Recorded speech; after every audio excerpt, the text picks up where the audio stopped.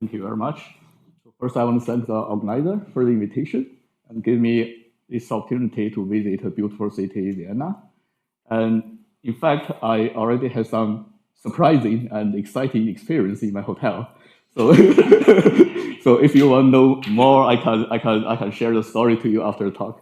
Okay. So my talk today has three parts. So in part one, I'm going to give a very brief introduction about what is optimal transport, and also what is optimal partial transport, in which we do have the free boundary comes out. And second part, we're going to look at the regularity for free boundary, for sure. And in the last part of my talk, I'm going to introduce a little bit different model of optimal transport. So in which the optimal mapping may not be smooth. So we have singularity. So we can look at what kind of singularity, what's the regularity for that singularity. Okay. Now let's say what is the optimal transport. Probably you've heard this, many times before, so I give a very brief introduction. So in optimal transport, imagine we have an initial domain omega, and we have a target omega star. And over omega and omega star, we have the distribution. We assume it's a probability measure, f and g, supported in omega, omega star, respectively. And then what we want to do is we want to transport everything from omega to omega star by using a mapping T. And that mapping T has to be measure preserving. So that means for any subset E in the omega star, the measure of the set E is exactly equal to the measure of the preimage T inverse E. So if this relationship satisfied for arbitrary broad set E in omega star, then we say the mapping T is measure preserving. Okay. Now, given the cost function Cxy, the meaning of Cxy, that means if you want to transport a single mass from location X to the location Y, how much it costs you. It could be how much money, how much time, how much energy, depend on different kind of application. Right? So once we have the cost function, if you're using the mapping T to finish your job, the total cost will be given by this functional. Okay, so optimal transport is very easy. We're just trying to minimize this functional. So you could ask, in mathematics, you could ask, does the minimizer exist and unique? Or maybe what kind of regularity do we have? As you can see, this problem heavily depends on cost function. So different kind of cost function give you different kind of property. So the first cost function originally asked by Monge in 1781 is Euclidean distance between x and y. This cost function looks very simple, right? It's very easy. But however, in mathematics, it's pretty hard to handle. It's not a very nice one. I show you the very easy example. So imagine in one dimension, everything in R1 in one dimension. And what we try to do is we have 2 points and we have 2 holes. So you're trying to map the 2 points into the 2 holes, okay? Now, if the cost function is x minus y with a big power p, p strictly less than 1, you can do the calculation. It's very trivial. So the best way is the first one goes to first, second one goes to second, parallelly, okay?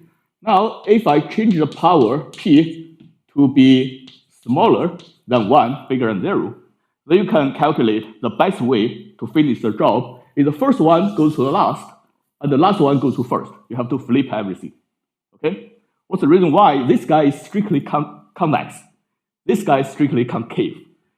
And the critical case is p equals 1. P equals 1, it doesn't matter which one goes to which. Okay, as far as it's a bijection, the total cost is always the same. So that means in this critical case, no uniqueness. So in mathematics, especially in PD, if you don't have uniqueness, it could give you a lot of trouble. So that's the reason why this cost function looks easy, but however, it's pretty hard to handle. And if I change to a log function, log x minus y, we have the application in reflector design. Okay, the Aram in the audience, he's expert.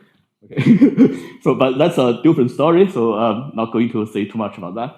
If I use a log x inner product with y, we have application in convex geometry. That's an accidental problem. And however, in PDE, from PDE perspective, our favorite cost function is quadratic. I'll show you what's the reason why. If the cost function is quadratic, Branier told us the optimal mapping exists, not only exists, unique, Moreover, it equals a gradient of some function, potential function u. That's pretty nice. And this u is a convex function, okay? And because the T is measure preserving, so we can calculate the Jacobian matrix of this mapping T. So in turn, it gives us the Hessian matrix of the function u. So we have the standard modern pair, determine d2u equals f over j, okay? And simultaneously, we do have the boundary condition that is the du omega equals omega star, because du is a mapping T, so T map everything from omega to omega star. So very naturally, we have du omega equals omega star. And in order to study regularity of the optimal mapping T, it's equivalent to say what's the regularity for the solution U of this boundary value problem, right? What's the regularity? The first result is given by Delanoy, 1992 for dimension 2. Then a couple of years later, it was proved by Orvis for general dimension. Okay, so what they show us is assuming both domain, omega, omega star, uniformly convex, as far as the density function is smooth, the solution U will be globally smooth. And it tells us the optimal mapping T will be globally smooth as well, because that's exactly the gradient, okay? And Caffarelli, 1996, proved something stronger. He actually tells us, as far as the boundary is C2 uniformly convex, and he only assuming density is C alpha, then the solution will be C2 alpha globally. So once you have the C2 alpha, that's a global shorter estimate. In PDE theory, we can go higher and higher and higher, okay? So Caffarelli's result implies the above smooth regularity, okay? As you can see, both results assuming the geometry condition has to be, the domain has to be uniformly convex. So what does that mean? That means the curvature must have a positive lower bound, okay? If the domain is non-convex, so that means the curvature somewhere could be negative. It's pretty bad because we do have the counterexample to tell us the solution may not be even C1. So optimal mapping may not even be continuous. Okay, so that is pretty bad. Now the question is, how about critical case? So that means the domain is convex, but not uniformly convex. So that means part of the domain could be flat. Okay, could be the curvature could degenerate to 0. And in that case, in a joint work with Shibing Chen and Xu Jiawang, we show that as far as the domain is convex, that's good enough. Okay, and when the density function f and j are linearly continuous, we can obtain an estimate for the modulus of continuity for the second derivative. And in turn, it implies as far as the density function is C alpha, then we have the global C2 alpha. So once we have the C2 alpha, we can go higher and higher to have the C infinity regularity.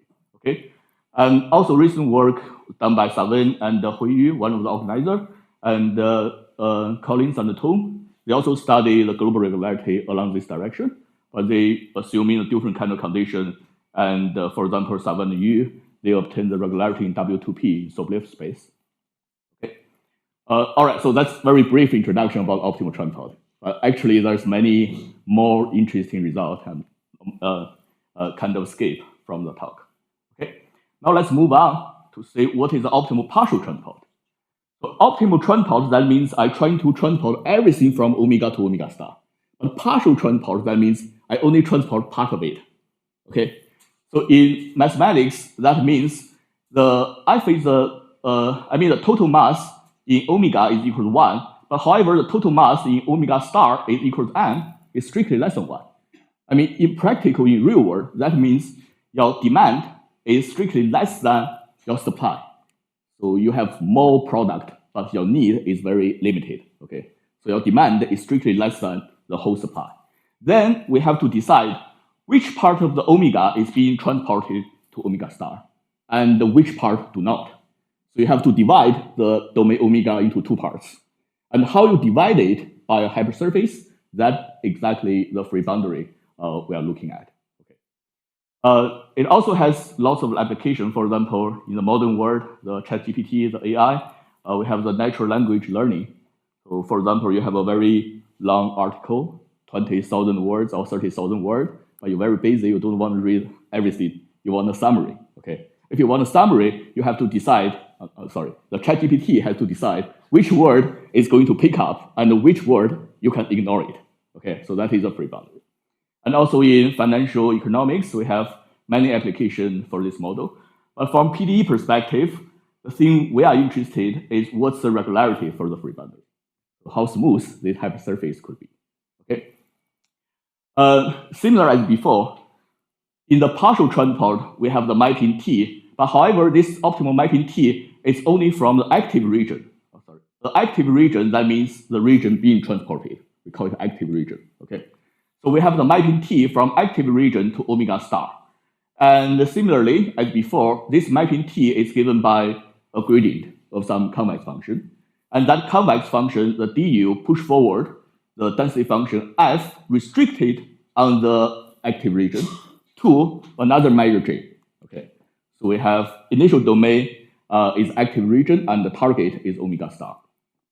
What's the regularity for solution U? Caffarelli in 1992, he tells us, as far as the target is convex, then the solution U will be C1 alpha inside, locally interior regularity inside C1 alpha. However, that's not enough to study the regularity for free boundary. Why? Because the regularity of the U implies regularity of the free boundary, but however, that's a boundary regularity of the U. I should put a boundary word here. So therefore, the problem becomes, can we derive some kind of regularity of the solution U up to the free boundary? Okay, I'll show you from a picture later on. So the key observation we are going to use in studying this problem is the so-called interior ball property. Okay, I'll show you a picture maybe. So what does the interior ball property means? That means if you look at a point x on the free boundary, and the target is Tx on the fixed boundary of omega star. Then you draw a ball, a sphere, okay, centered at this point, and the radius is exactly the distance. You draw a sphere. And the interior ball property tells you this sphere has to stay on one side of the free boundary. It cannot cross the free boundary. Okay, everything has to stay on one side. So this is the bad picture, okay? I mean, how to prove this? I mean, we can say this is reasonable from the picture, but it's not a proof. It's only some kind of heuristic idea. Okay. Suppose it crosses the free boundary. What happens? Why don't we map this red point to target? Why do we map the x? Because this red point is shorter. It saves you a lot of energy, right? So that means if this lemma does not hold, then that will contradict to the optimality of the optimal mapping. It's not optimal. So therefore, the sphere has to stay exactly on one side. And from this property, we can see a couple of things about the geometry of the free boundary. So first one is because every point you have a support sphere. Every point you have a support sphere. So eventually, the free boundary is an envelope, right? So therefore, we know the free boundary must be semi-concave. Okay, semi-convex or concave, depending on which direction you look at. Okay. And the second property is free boundary is monotone. Or active region is monotone. That means the more mass you're trying to transport, the bigger the active region will expand. So the free boundary is actually moving monotonely along one direction. Okay, it's not parallelly, but it's everything has to move. Okay. The third one is free boundary never map to free boundary. That means if you have free boundary in omega, free boundary in omega star, they never map to each other. So free boundary has to go to the fixed boundary. An active region has to be path connected. So you cannot say, okay, I transport part from the North Pole, part from South Pole. It doesn't work. You have to transport a connected region together to the omega star. Okay. And now, if the solution U is C1, let's see what happens. If the solution U is C1, then the target is exactly the du gradient. Okay. Then the interior ball tells you if you draw a ball centered at dux, with this radius, it's exactly the radius give you the normal direction. The normal direction of the free boundary. So therefore, we know the normal direction of the free boundary is exactly given by the gradient dux minus x, okay? Then you normalize it. So this tells you the information of the normal direction. It's a vector. From this equation, you can see, as far as you know the regularity of the U, then you know the regularity of the normal vector field, right? Once you know the regularity of the normal vector field, you know the regularity of the free boundary. So that's the reason why the free boundary, the regularity of the free boundary is actually follows from regularity of solution U up to the free boundary. Okay. So that's now let's see what kind of regularity do we have previously. So the first result was given by Caffelli and McCann in 2010. So what they prove is assuming omega star is strictly convex and they separate from each other, then Caffelli and McCann tells us as far as the density function is bounded from below and above, then the free boundary has to be C1 alpha for some alpha between 0 and 1. Their proof is actually using compactness. So we only know there exists alpha, but we don't know how large the alpha could be because they using the contradiction argument. Okay, so that's the first result about the free boundary regularity. And later on, Alessio Figali and his PhD student Indri, so they actually tells us omega star do not need to be separate. They could have some overlap. If omega and omega star has an overlap, then the free boundary, as far as it do not touch the intersection, the free boundary will be C1, that was proved by Figali, and Indri improved the C1 to C1 alpha. So that means we do have the regularity as far as the free boundary do not touch the intersection. Okay. That's up to C1 alpha. Now the question is, how about higher order regularity? Can we have the C2 alpha? And once we have C2 alpha, can we have C infinity? So that's a main question in this area. So what's the difficult? The difficulty is free boundary in general do not have convexity. Imagine if the free boundary has convexity, then you are doing a transport, optimal transport from a convex domain to convex domain. Everything is clear. Okay, it's well known. So the trouble is the free boundary may not be convex. So that give you a lot of trouble. So in another joint work with Chen and Wang, we finally had the idea to obtain the higher order regularity. So we're assuming the omega is bounded. We don't need the convexity of the omega, it could be non-convex. And omega star, we're assuming is uniformly convex and C2. And as far as the density function is C alpha, then we prove the free boundary will be C2 alpha. Once we have the C2 alpha, we can go further and further. So that means if all the given data is smooth, then the free boundary will be C infinity smooth. Okay. So how do we overcome that difficult? We need to obtain the so-called obliqueness estimate. So what does obliqueness estimate means? That means if a point on the free boundary is mapping to another point on the fixed boundary, on the free boundary you have a normal vector, normal direction. On the fixed boundary you have another normal direction. These two normal directions has an angle. That angle has to be strictly less than pi over 2. So that's the obliqueness estimate. So what does this mean? You can think about or compare this one with the famous Hopf lemma in Dirichlet problem. So because this angle is always less or equal than pi over 2, that is trivial.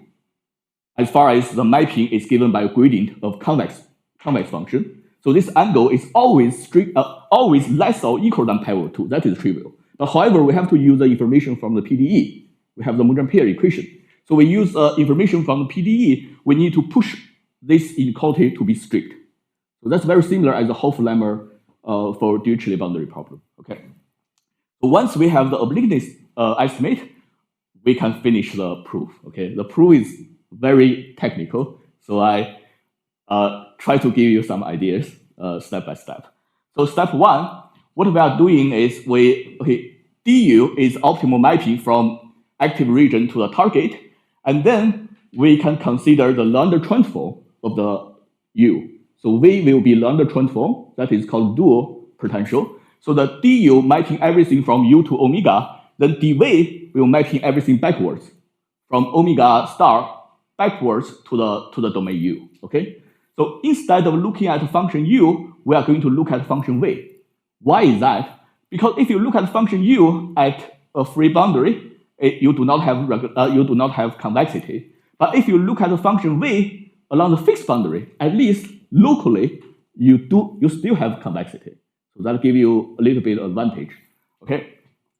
So assuming we have the point 0 on the free boundary and the target is y0 on the fixed boundary, now we look at the function V. It's a lambda transform of the function U, close very locally along the point y0.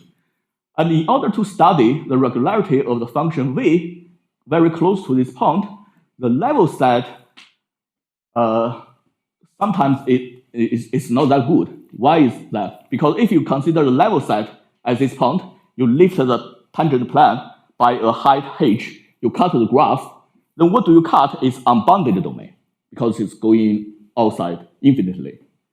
Oh, sorry, I have to extend my convex function globally. Okay, if it's outside the domain, I can extend it linearly. Okay, so therefore, on left-hand side part, it will be flat. So that's the reason why if you lift the tangent plane and then you cut the graph, you have unbounded domain. That is not so nice. But however, Caffarelli told us, okay, do not cut it by the tangent plane. You can change the slope a little bit. If you change the slope of your cutting, you will cut something is compact. Okay?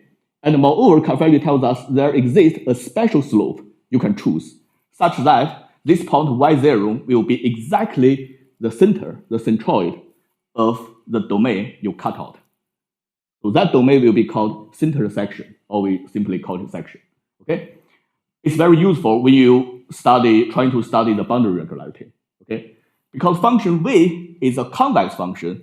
If you want to study a regularity of a convex function, in the other words, we are going to study how this section is shrinking to a point. Does that make sense? I'll give you a picture. So if you have a convex function, and it's strictly convex at this point, strictly convex, then you cut the graph, you lower the height, so the level set of the section will shrinking up to a point. Okay? So the regularity of this convex function is equivalent to the decay speed of the shrinking. Imagine if the shrinking is very fast, you reduce the height and the shrinking to a point very fast. So that means the function here is very sharp. You do not have regularity. But however, on the other side, if you shrink the height and the level set is shrinking very gently, very slowly, so that means the convex function here is kind of flat, right? It's very smooth. So as far as you can control the decay speed, then you can have the regularity for that convex function. Okay, so that's the reason why. Any question? Sorry? It's kind of control everything. If the decay, sorry? C2 as well. So for example, if the decay, I'll show you later on, if you can estimate the radius is kind of h square. I mean, the height is h, okay? So that means the function is very close to a quadratic function. So that gives you C11, even better. You are right. Yeah, you are right. His original technique for this one is by iteration, and obtain C1 alpha. Yeah, you are right. But actually, it can give you something even more. Okay. That's the reason why we define such a thing, the section. And we have the estimate for that section. The first one is uniform density. It's very similar as uniform density in the free boundary you guys are doing. So uniform density, that means the section, if you look at section, the green color here, the domain omega star is biting this section. So the uniform density, that means it always bat a positive portion. So that means the intersection over the volume of the section is always has a positive lower bound. So that's a uniform density we are looking at. And for Monge pair, once you have the uniform density, then you have the tangential regularity. So at least we know the tangential is almost C11 up to an epsilon error. So this proof is using the ODE technique by contradiction. Okay. And moreover, we have the volume estimate. So we know the volume of the section is the right one, is a h to the power 2 over n. H to the power 2 over n is very interesting because you can say if every radius is h half, then the volume is h2 over n. So that means it's exactly the best scenario we are expected. But however, it's a volume estimate. It only tells you the volume is h to the power 2 over n. But however, some direction could shrink in very quickly. The other direction is slowly. So you only have the control on the volume, but you do not have the control on each radius. Okay, so that's a little bit tricky here. At least we have something to the volume. Now, let's move on to see how we prove the obliqueness.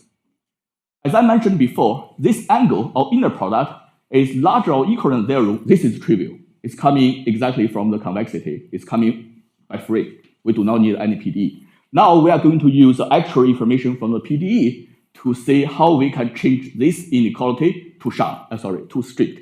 It's strictly bigger than 0, as the Hoff-Lemmer did, by contradiction. Okay, if it's not strict, so that means at some point, the normal direction of the free boundary, okay, the picture is 2-dimensional because the 2-dimensional is easy to present. However, the proof is true for arbitrary dimension. Okay, in 2-dimension, if the obliqueness does not hold, so that means the normal direction will be perpendicular to each other. So by changing a coordinate, we can have at the 0 origin on the free boundary, the normal direction is going up. However, on its image, the normal direction is going horizontally. So it's perpendicular to each other. So that's a picture we are looking at. Okay. And moreover, from the picture, what we can see the free boundary will be given by a single function, x2 equals rho x1. And on the target, we already assuming this guy is uniformly convex. So therefore, on the target, it's given by another function, single variable function, which is very close to quadratic. Okay, so that's a picture. Now let's see how can we derive the contradiction on this picture, because the picture never happened. Okay, so first, what we can see is by using monotonicity of the optimal mapping, at least I know the free boundary on left-hand side part, it has to be positive. It has to go up. I mean, it's easy to imagine, okay? This U is the active region. You map everything of the U to the target of the way. Sorry, it should be omega star, okay? And omega star is everything is on right-hand side part. So that means the target has to pull up the free boundary on the left-hand side part. So that's the reason why on left, it has to be going up, okay?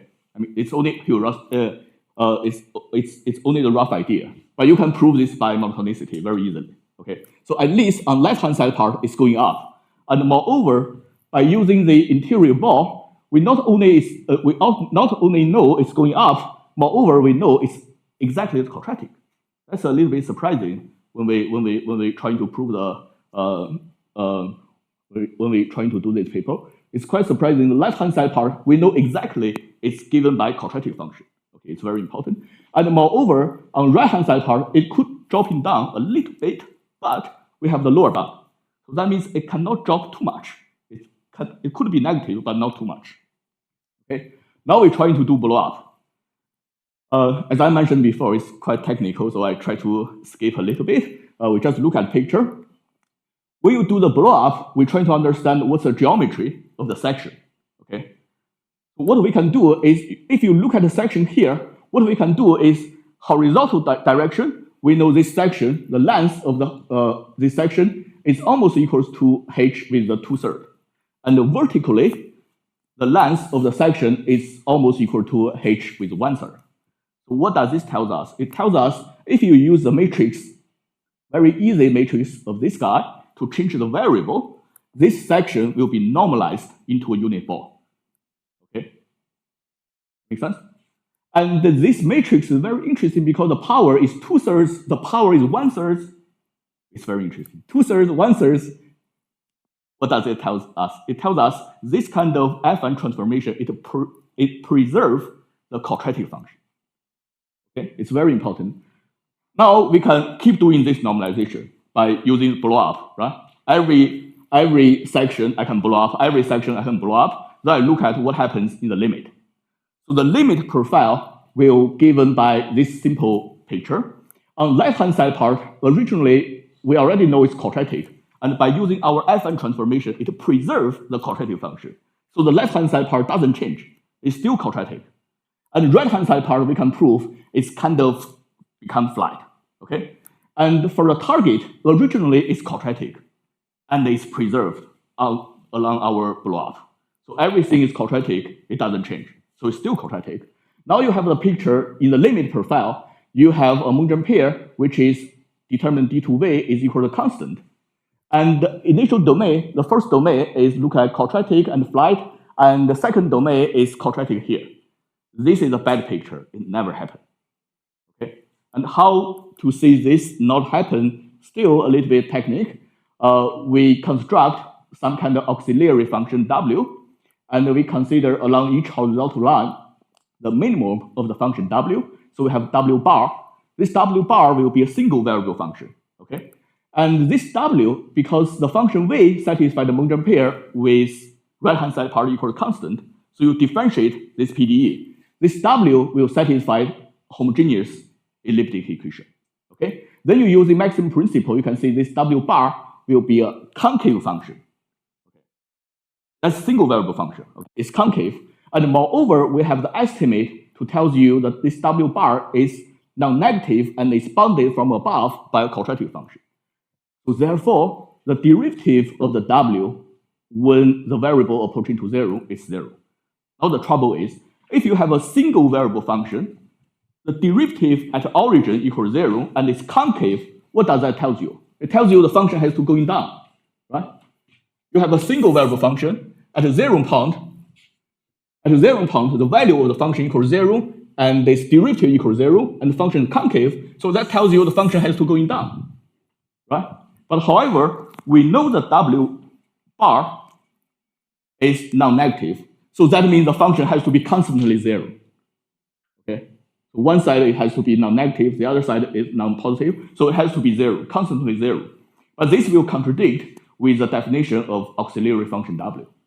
Because this W is strictly positive, it's coming from the strict convexity of the function of the potential function V. That's already known by Caffarelli's result. Okay? So that's the contradiction we have. So it tells us the limit profile never happened. So by contradiction, we have the obliqueness. So that means the angle cannot be pi over 2. It has to be strictly less than pi over 2. Okay. Once we have obliqueness, oh, what's happening? I didn't do that. Oh, maybe computer thought my talking is too boring. Want me to finish quickly? Where? Yeah, here we are. Okay, let me do it quickly. So once we have obliqueness, the life will become much easier. Okay. Once we have obliqueness, we can use a duality. Remember, the original purpose, we are going to try to study regularity of the U, but however, I'm cheating a little bit. I'm looking at the regularity of the function V. But however, U and V, they are Leander transform of each other, like twins, right? You have something property for U, you have property for V, right? Now we already have the property for V. For V, we're trying to pull back to tell us some information about the function U. That's the thing we really want. Okay, and once we have obliqueness, we can do a little bit FN transformation such that the normal direction is parallel to each other. Okay, because we know the angle cannot be pi over 2, so it has to be strictly less than pi over 2. You can do a FN transformation such that they are parallel to each other. Once we have parallel, the picture looks like this one. And what do we have? We have the function V is C11, almost C11 tangentially. So that means the section for V, the length horizontally is bigger or equal than h with the power half plus epsilon. The length of the V is longer, so that means the length of the U is shorter. It's Leander transform. That's a property from the Leander transform. If this guy is longer, this guy along this direction will be shorter. Okay? So we know the length of the section U horizontally is less than h half up to an epsilon error. Okay, and by using the volume estimate, we know the length of the function V of the section V horizontally is bounded from above. So we know the section of the U must be longer horizontally. Okay. So that means if the section of the V looks like this one, the function of the U, section of the U will look like a little bit vertical. Okay, that's pretty good because as far as you have the vertical one, the uniform density comes for free. Okay, uniform density we just worry about is too thin and too horizontally. Once you know it's vertically, we have the uniform density. Okay, once we have the uniform density, similarly, we have the volume estimate and we have the tangential estimate. So tangential estimate tells you horizontally it has a lower bound. Okay, and before we know the horizontally it has an upper bound. Now we have horizontally it has a lower bound. So that means horizontally we can control the length is almost equal to h with the power half. Then by using the volume estimate, vertically it's also very close to h with the power half. So that's a question Aram just mentioned. As far as I know, every direction, but in 2 dimensions, we only have 2 directions, right? So for horizontal and vertical, it's almost equal to h with the power half. Then we know the function u is very close to a quadratic function. So the function u has the C11, almost C11. So the u will be C1, 1 minus epsilon for any epsilon bigger than 0. Okay. This is good enough because once we know it's almost C11, we can use the perturbation argument. So perturbation argument, this is originally coming from Safanov, Krylov, then Caffarelli, and later on, Xu Jiawang and other people, they have some kind of simplification, okay? So we just use the perturbation argument, and we can say as far as the density function is linearly continuous, then we have the estimate on continuity, estimate on the modulus of continuity of the second derivative, so we can have the inequality of this one. And this inequality implies, as far as the function f and g is C alpha, then the u will be C2 alpha up to the boundary. Once we know the u is C2 alpha up to the boundary, that implies the free boundary will be C2 alpha. Okay? And once you have C2 alpha, story will be finished. Okay? Using elliptic theory, you can go higher and higher and higher. So it tells you if all the given data are smooth, the free boundary will be smooth. Okay?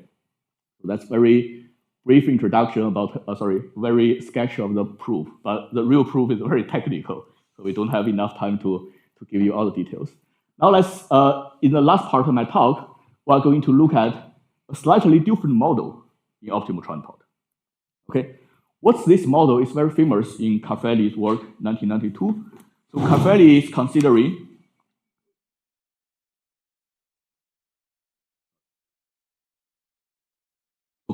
considering the initial domain omega is a unit disk, okay?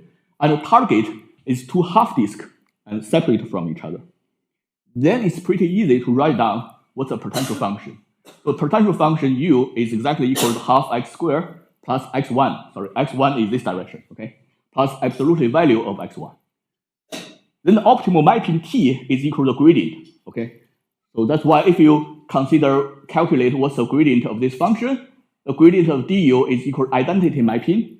So you differentiate the first term, it gives you identity. And second term, it tells you if you are staying right-hand side part of the disk, you plus 1. If you stay on left-hand side part of the disk, you minus 1. So that's the reason why this function can separate the unit disk into two parts. So one part goes to right and the other part goes to left. Okay? This function, you look at this function, it's not smooth inside, right? It has singularity. Because if x1 equals 0, this function is not differentiable. So you have the singularity. So singularity is exactly the red color here. Okay? And what we are interested, we are going to consider what happens in the general case. So general case is you have domain omega and you have two targets. One target omega 1 star, the other one is omega 2 star. It may not be half disk. It could be any convex domain, okay? And you map everything from omega into two parts, two targets. Then you have to decide which one goes to which. Okay, so just in practical, imagine we have some kind of production in Vienna, and we're trying to map part of to UK, the other part to Australia, but Australia far away. But anyway, you're trying to divide the product in Vienna into two parts. One part goes to UK, the other part goes to Australia. Then you have to decide which part goes to which. Right? You have to divide the domain omega into two parts. And how you divide it, that's a free boundary. Okay. In mathematics, it's a singularity because the potential function may not be differentiable, but we always talk about call this free boundary in the free boundary conference as well. Okay, so from PDE perspective, we're trying to understand what's the regularity of this free boundary, how smooth it could be. In Caffarelli's case, it's straight, it's smooth. But in general case, will that still be smooth? Okay, so that's a question. And very recent joint work with Chen, we prove that we do not assuming everything for omega. Omega could be anything as far as it's open and bounded. And we're assuming omega star is given by two given by two bounded convex domain, omega 1 star, omega 2 star. Then we show that as far as the density function is bounded from below and above, then the free boundary will be C1 alpha. And moreover, if the two targets is C1 and C2 and uniformly convex, then as far as the density function is C alpha, then we prove the free boundary will be C2 alpha. And similarly, after you have C2 alpha, you can go further higher and higher. So that means if all the given data are smooth, then free boundary will be smooth. So that's ideal. And difficulty part is, again, the free boundary may not be convex. So that's give you trouble. And even worse, in this case, we do not have the interior ball. As I mentioned before, interior ball is a very important tool when studying regularity of the free boundary. But in this case, we do not have such a nice property, no interior ball. Okay, so we have to do something else. And the key idea, again, is to control the angle to obtain the obliqueness. But in this case, a little bit complicated, because if you look at a point on the free boundary, x, this will be mapping to y and y hat simultaneously, because it's a singularity, it has to be split, okay? And on x, at x, you have a normal direction, and y, you have a normal direction, and y hat, you have another normal direction. So in total, you have 3 normal directions, okay? What does obliqueness mean? Obliqueness means this pair, v and v star, the angle has to be less than pi over 2. And simultaneously, the minus v and the v height star, the angle has to be pi over 2 simultaneously. So you have to control 2 angles strictly less than pi over 2 simultaneously, okay? And, oh, come on. I'm not finished yet. Sorry about that. Okay, and even worse, so this lemma is exactly what we're trying to prove. Even worse, because it's in higher dimension. You have 3 vectors. No one tells you they are in the same plane. They could be, I mean, like this one, V and V1, V2, right? Because it's higher dimension, so it could be many kind of possibilities. So we have to discuss this case by case. Okay. So case 1 is easy, because we're assuming the 3 normal direction, new star and the new height star, they are in the same plane. Okay. In that case, if the obliqueness fails simultaneously, then we know the normal direction on the free boundary is going up, and the normal direction here is going to right, and normal direction here going to left. Okay. So that's a picture we are going to exclude. Okay. We're trying to exclude all the bad pictures, then we obtain what we want. Okay. So if it happens, the idea is very similar. We blow up to see what happens in the limit profile. If we have the contradiction in the limit profile, then we know the contradiction happens. Okay, so the lemma obliqueness will be true. But when you trying to use a blow up, you have to understand which domain, which section are you going to blow up. So you have to understand the geometry of that section. Okay, so in this case, we are going to blow up the section over here, near here. Then we have the estimate of this section, the geometry, a little bit. Along x1 direction, it's always less than h with a 2/3. Along all the other direction, it's bounded from above by h 1/3 and bounded by below by h 2/3. So we have a little bit geometry. Once you have this geometry, then you know what kind of affine transformation you are going to use, what kind of matrix you are going to use, right? Once you blow up, you can keep blow up by using the blow up. Oh, sorry, what I'm talking about. I mean, you can keep doing this kind of normalization by using the blow-up argument. When h goes to 0, you have the limit profile. So limit profile, you can imagine, if I keep blowing up, then this target and this target will become far, far away from each other, okay? And the free boundary will be somehow flattened.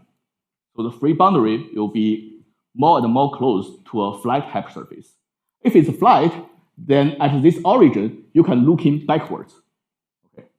If you look backwards, you have the contradiction, okay?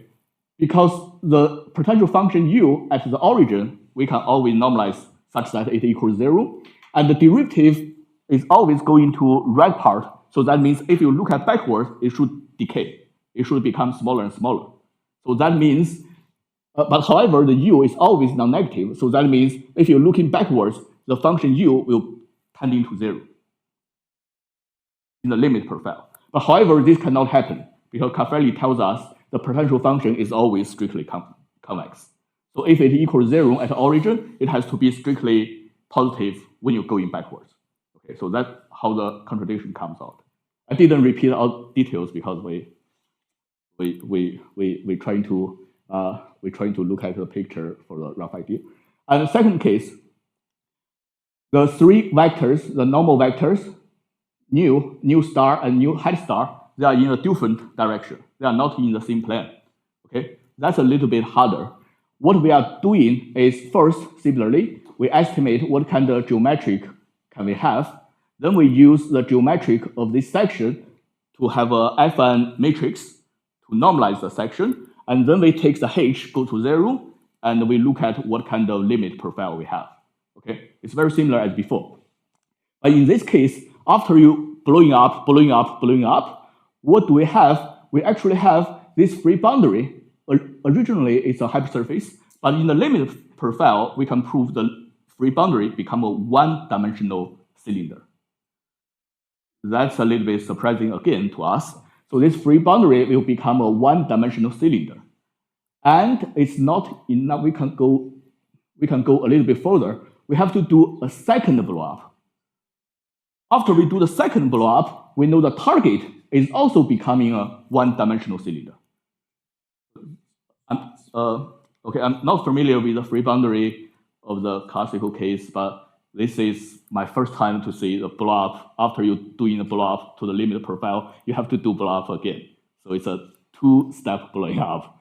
But normally in free boundary, you only do one time. But I don't know. Maybe you guys know better. Yeah, but anyway, it's a little bit different to us. We try to do 2 times blow up. Doing 1 times, we can blow up the free boundary to be a cylinder. Then we use another blow up to make the target to be a cylinder. So the limit profile will become a cylinder matching to cylinder. Okay, but cylinder to cylinder is very easy to exclude. It never happened because the first cylinder is going up, second cylinder is going horizontally. So we can use a similar technique as before. We can exclude this picture to see the limit profile never happens. Okay. Last case is a little bit easier because we only assuming obliqueness fields with 1 target, but obliqueness holds for the second target. And why it's a little bit easier? Because if obliqueness holds, we already know some kind of regularity of the potential function V along the good target, omega 2 star. So everything here on the second target is well known. We only need to deal with 1 bad guy. Okay, so before we have 2 bad guys, but now we only have 1 bad guy. Okay. So similarly, after we doing blow up, we can prove this free boundary is somehow originally the free boundary is not convex, but surprisingly, in the limit case, the free boundary become convex. The free boundary become convex. It helps us a lot because the trouble is non-convexity. But if you can prove in the limit case, the non-convex stuff become convex, it helps you a lot. Okay. So why is convex? Let me use a couple minutes to tell you. So why is convex? Originally, the free boundary may not be convex, right? Now, how can we prove this function rho is always bigger than 0? It's a convex function. First, on the left-hand side part, it has to going up, as we said before, okay? Because the target is dragging the free boundary up. So therefore, on left-hand side part, the free boundary has to go up. The trouble is on left-hand side part. By contradiction, if on left-hand side part, the free boundary is dropping down, so that means the unit vector E1 is inside the target. If the unit vector E1 is inside the target, that means the section of the function V, it will make a turn inside omega 1 star because it's a gradient, okay? So that means the section, or you can think about it as a level set. So the level set of the function V is somehow make a turn in the target omega 1 star. So that means the length of this part is always bigger than the length of this part. Okay, because it makes turns. Okay, so here should be bigger than here. But on one side, we already have the estimate for D1 for the length of here. So D1 is always less or equal than H with thirds. But if you look at the D1 hat, because obliqueness holds, so the function here is almost C11. The function here is almost C11. That means the length here is almost H with the power half. So above, it has a H with the power 2/3. Below, it has H with the power half. So that gives you a contradiction, because this guy cannot be larger than this guy. H with the power 2/3 is strictly less than h with the power half, right? So h goes to 0, it gives you contradiction. So that's the reason why for the free boundary on left-hand side part, it's going up. On right-hand side part, it also goes up. So the limit profile, the free boundary originally is non-convex, but if you keep blowing up, the free boundary will become convex. Once the free boundary becomes convex, life will become much easier. So we know how to handle that. Probably I stop here and leave the time for question.